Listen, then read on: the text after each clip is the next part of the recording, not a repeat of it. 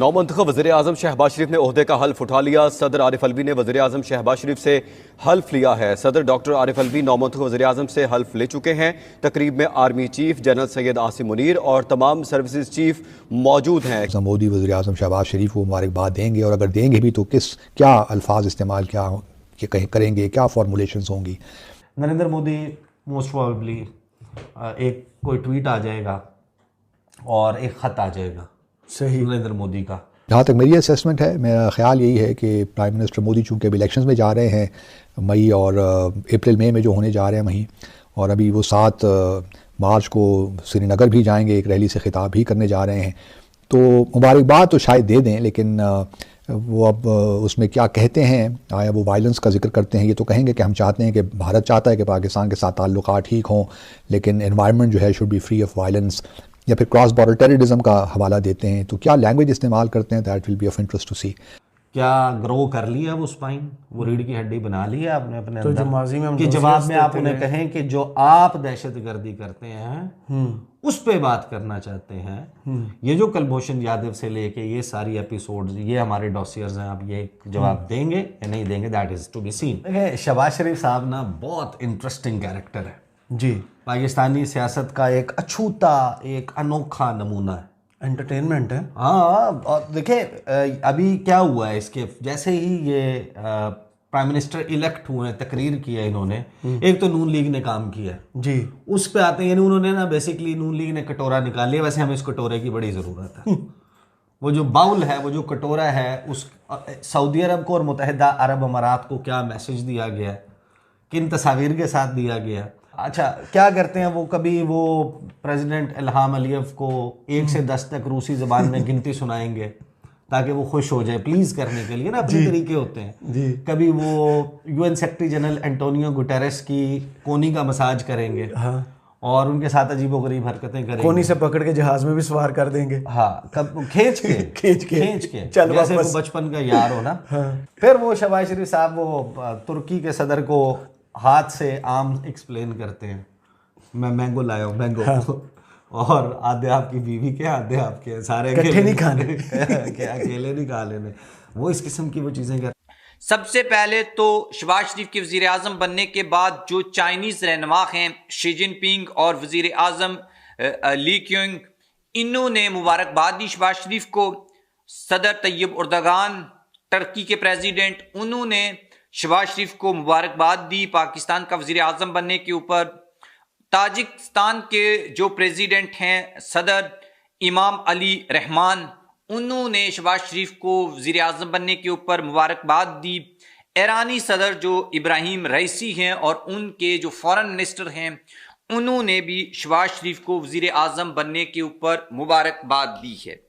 ये वो लीडर हैं या वो ममालिक हैं जहाँ पर मिनॉरिटीज़ हैं, जहाँ पर सिंगल पार्टी सिस्टम है, या ऐसे ममालिक हैं जिनके साथ पाकिस्तान के तल्लुकात ही ऐसे हैं कि वो स्टेट का जो बयानिया है उसको बाय करते हैं।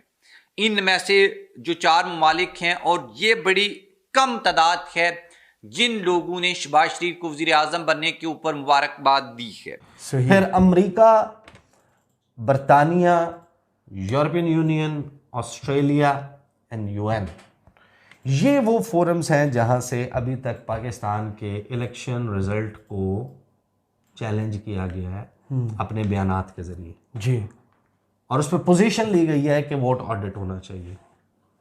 Would be interesting to watch के जैसे ही ये हल्फ बर्दारी हो जाती है उसके बाद इनकी तरफ से किस लेवल पे पैगाम आता है।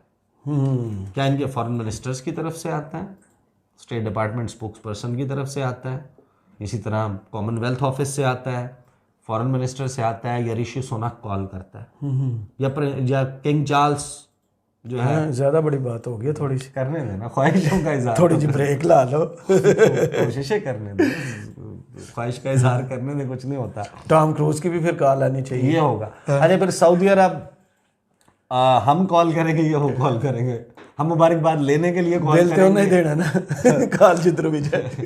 तो वो जो है मोहम्मद बिन जैद का, बाकी लोगों का जाहिर है कि पैगामात तो आ जाएंगे। ये शहबाज शरीफ के लिए सफारती महाज के ऊपर एक बड़ा चैलेंज होगा, क्योंकि जो ममालिक ये हैं चाइना, टर्की, ताजिकिस्तान, ईरान, इनमें से 2 ममालिक तो डेफिनेटली हमारे लिए इम्पॉर्टेंट हैं लेकिन उतने ज़्यादा इम्पॉर्टेंट नहीं हैं।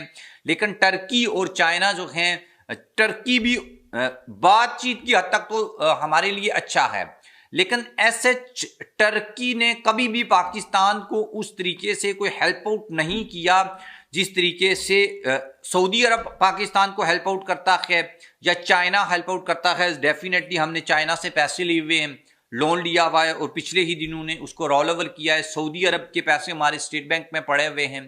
तो ये वो लोग हैं जो अमली तौर के ऊपर पाकिस्तान की मदद करते हैं और इनकी जो नाराजगी है ये पाकिस्तान किसी भी लेवल के ऊपर अफोर्ड नहीं कर सकता।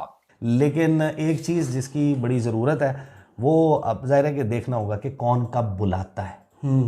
दौरे की दावत कौन देता है? इसमें जो तुर्क सदर हैं उनका तो नहीं आया कि दौरे की दावत दी। वो उधर तो 2 मरतबा चले गए थे, हाँ उन पे खुद वो मुसीबत आई हुई थी, उधर पहुंच गए थे। हाँ, वो दायरे के शहबाज शरीफ साहब करते रहे। मैं आपको बताता हूँ कि इन्होंने जो 2 ट्वीट्स किए हैं नून लीग ने अपने ऑफिशियल ट्विटर हैंडल से।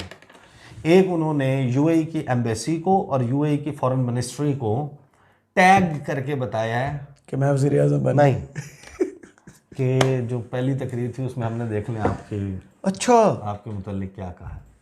सऊदी अरब के साथ क्लिप नहीं साथ अटैच किया?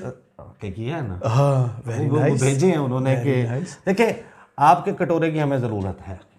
सीधी सी बात है, पाकिस्तान को जो भी आता ना, हमें हमारे लीडर्स हम किस पॉइंट के ऊपर पहुँचे हुए हैं, ये इस वक्त पाकिस्तान की मुआशी ज़रूरियात हैं। आपको स्पेशल इन्वेस्टमेंट फैसिलिटेशन काउंसिल से दीगर उससे आपको पैसा लेके आना है, इन्वेस्टमेंट आपने अट्रैक्ट करनी है और उसके लिए जाना पड़ेगा।